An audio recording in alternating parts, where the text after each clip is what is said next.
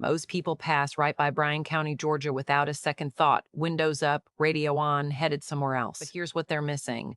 This is a county so geographically strange that you literally have to leave its borders to drive straight through it. That's not a joke.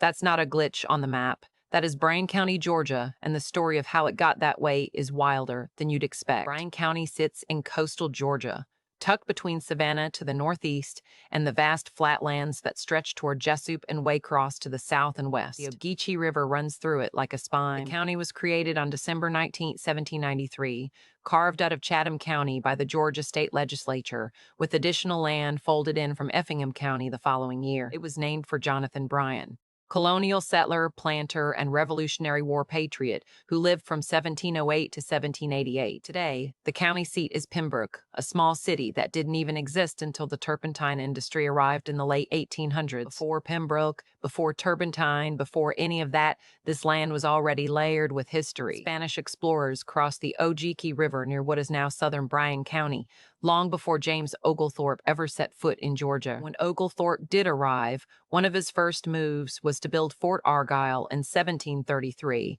a defensive outpost near the confluence of the Ogeechee and Canoochee rivers, designed to protect the young colony of Savannah from Spanish and native threats coming from the south. That fort put Bryan County on the colonial map before Bryan County even had a name. Then in 1754, Royal Governor John Reynolds laid out a town called Georgetown near the lower Ogeechee, envisioning it as a deep-water port that would rival Savannah. It was renamed Hardwich in 1755, and it became the county's first seat when Bryan County was officially formed in 1793.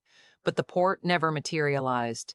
The town quietly failed, a colonial miscalculation swallowed by marsh and time. The turning point for Bryan County came in layers, and they all run along the same corridor, the Ogeechee River. Once Georgia legalized slavery in 1750, rice planters moved into the river's bottomlands with brutal efficiency, building an agricultural economy on enslaved labor and waterlogged soil. The rice economy needed a way to reach Savannah's markets, and in 1830, the Savannah-Ogeechee Canal opened.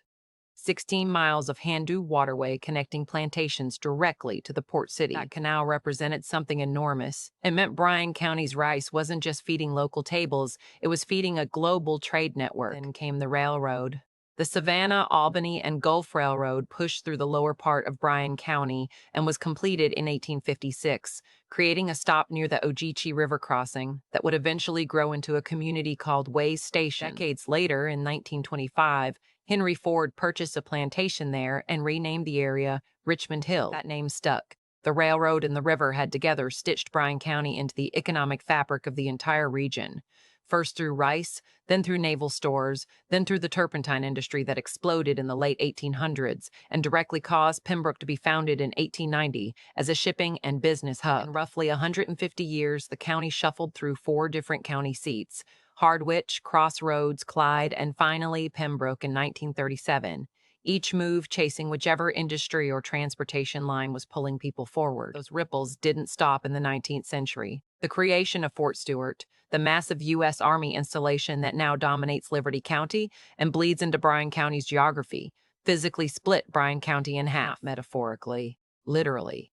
If you want to drive from one side of Bryan County to the other in a straight line, you have to exit the county entirely, pass through Fort Stewart's jurisdiction, and re-enter. No other county in Georgia carries that distinction. By the 1980s, the Richmond Hill area was booming. Waterfront communities, strong schools, affordable land, and Bryan County became one of the fastest growing counties in the entire state of Georgia. What endures in Bryan County, Georgia today is a place that has never stopped reinventing itself. The rice fields are gone. The turpentine camps are gone. Fort Argyle exists now mostly as a historical marker near a river that still moves the same way it always has. Pembroke is still the county seat. Richmond Hill is still growing, and Bryan County is still, quietly, one of the most geographically fascinating and historically layered places in coastal Georgia, a county that the highway signs barely acknowledge, but the history books cannot ignore. If you want to keep going deeper into Georgia's 159 counties, subscribe to Georgia DNA. We are covering every single one, and not one of them is boring.